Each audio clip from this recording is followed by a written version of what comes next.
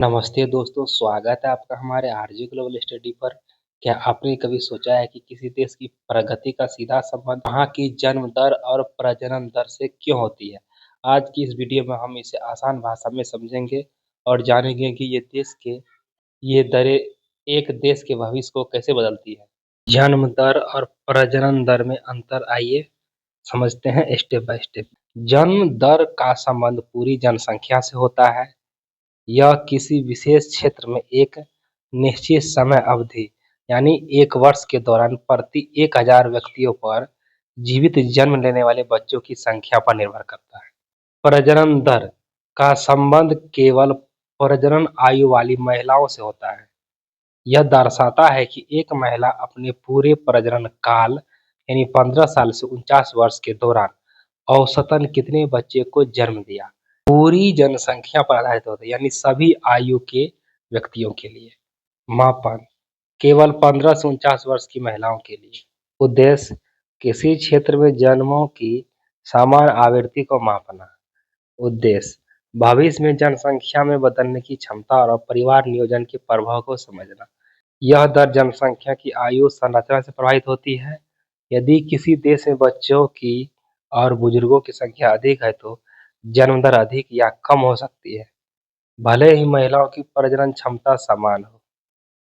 यदि किसी देश की प्रजनन क्षमता 2.1 के आसपास है तो उसे प्रतिस्थापन स्तर माना जाता है, यानी जनसंख्या स्थिर रहने की संभावना होती है। जन्म दर पूरी जनसंख्या पर आधारित एक सामान्य माप है, जबकि प्रजनन दर केवल महिलाओं की जनसंख्या क्षमता को मापने वाला सटीक और भविष्य मापदंड है। दर और प्रजनन दर के मुख्य अंतर आइए एक नज़र में समझते हैं। दर और प्रजनन दर यह पूरी जनसंख्या पर निर्भर करता है। यह केवल प्रजनन आयु की महिलाओं पर निर्भर करता है, यानी जिसकी उम्र 15 साल से 49 वर्ष के बीच है। दायरा यह पूरी आबादी पर निर्भर करता है। यह प्रजनन क्षमता पर निर्भर करता है। यह जनसंख्या वृद्धि का सामान्य संकेत है। यह भविष्य के रुझानों और परिवार नियोजन का संकेत है। जन्म दर उम्र, लिंग और संरचना से प्रभावित है। प्रजनन दर सीधे तौर पर महिलाओं की क्षमताओं से जुड़ा होता है। इसे सटीक और सरल शब्दों में समझिए। जन्म दर हमें बताती है कि कुल आबादी की तुलना में कितने नए बच्चे इस धरती पर आए हैं। प्रजनन दर हमें बताती है कि महिलाएं औसतन कितने बच्चे को जन्म दे रही हैं। जन्म दर यही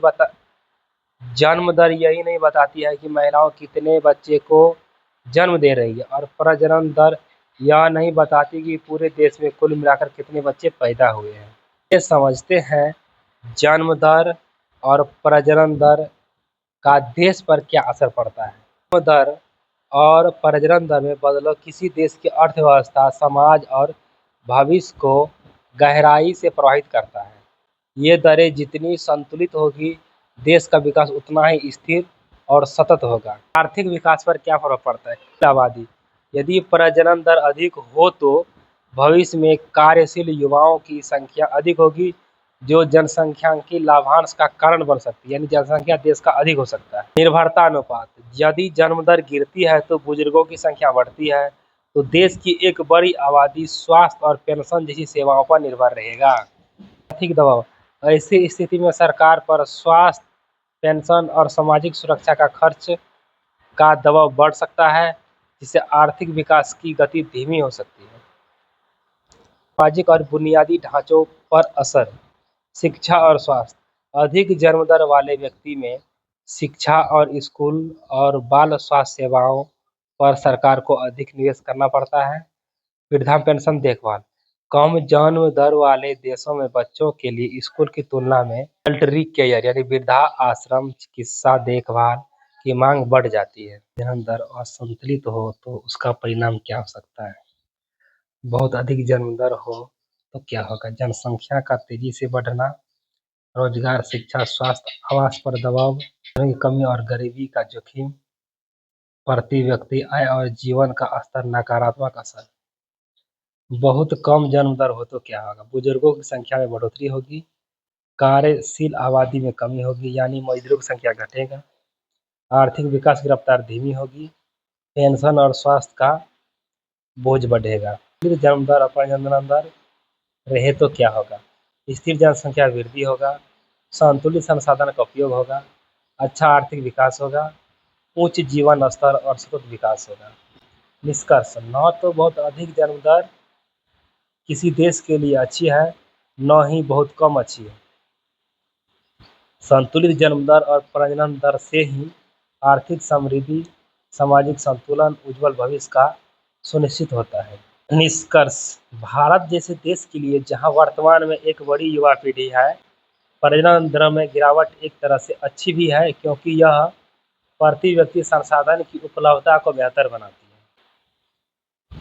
अभी भारत का प्रजनन दर 1.9 के आसपास है, जो कि 2.1 होना चाहिए। लेकिन अभी इंडिया के लिए ये सकारात्मक परिणाम है, क्योंकि इंडिया की आबादी पूरे विश्व में सबसे अधिक है।